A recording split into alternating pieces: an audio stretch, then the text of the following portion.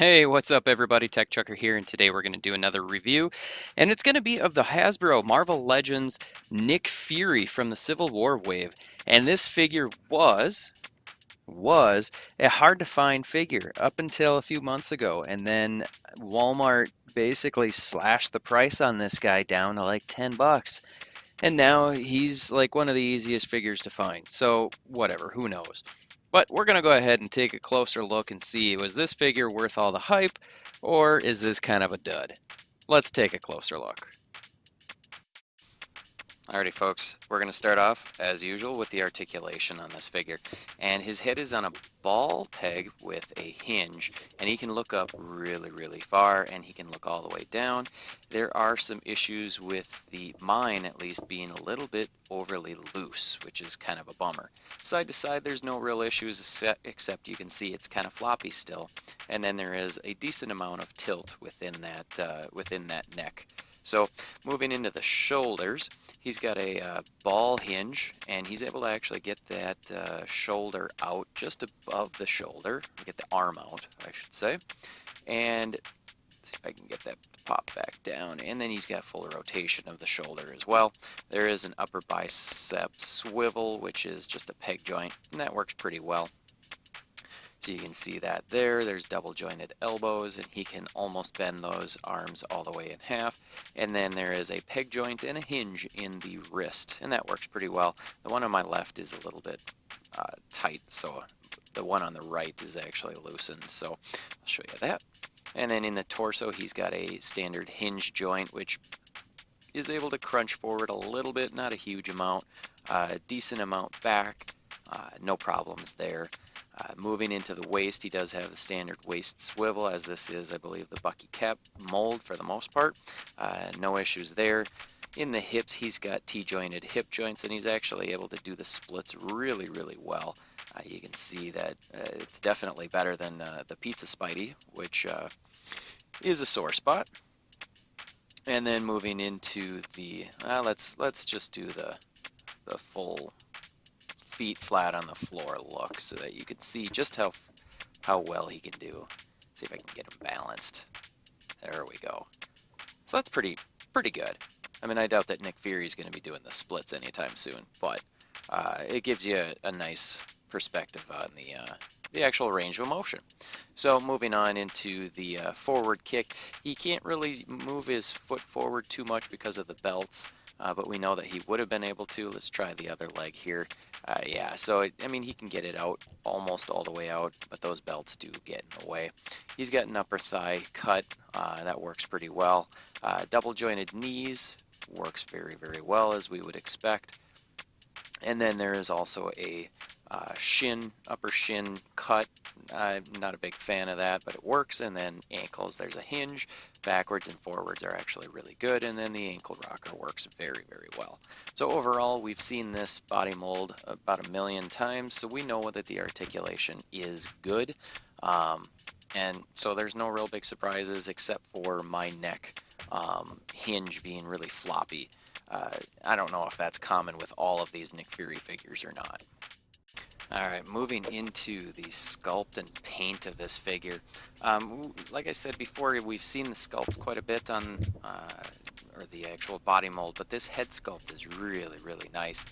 They did a really good job, if I can get this to focus here. They sculpted in some really nice details, especially with the eye patch. They painted it relatively cleanly. The hair is okay.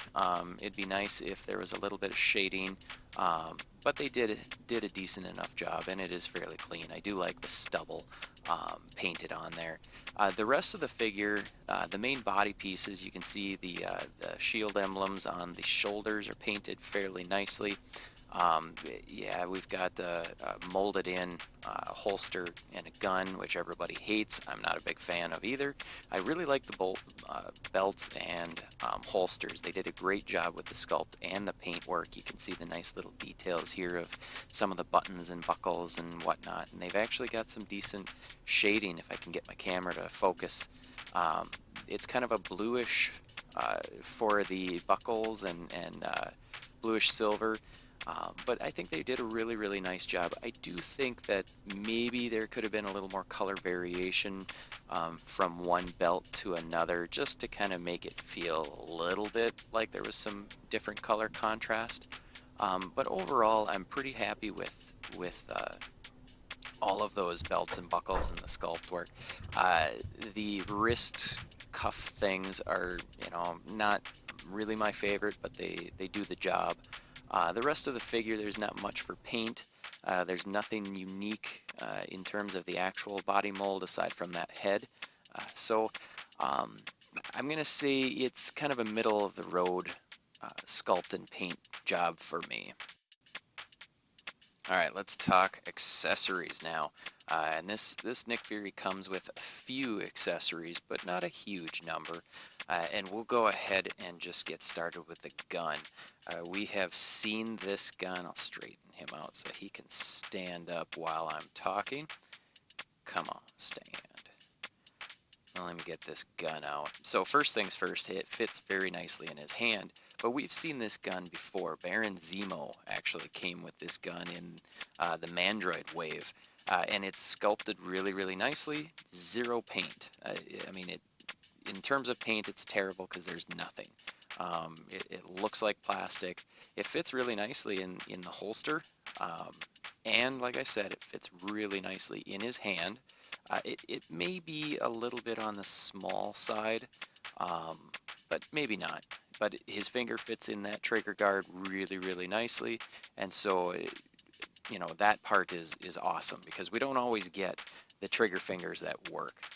All right, moving on to the alternate head. So we know that we've got the unmasked head with the patch, but he comes with two other alternate heads, and here's an unmasked head where he's got kind of his comlink display thing, and that's kind of a translucent green. As you can see, it's painted fairly nicely and sculpted really well. There's a bit of a cowlick in the back, which is nice. It's not soft, and that's okay.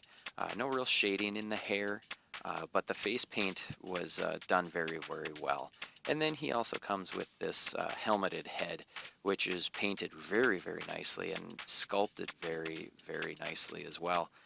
And this is what a lot of people, I believe, have liked about this figure, because they can buy a whole boatload of these figures and army build, so they can have a whole shield army and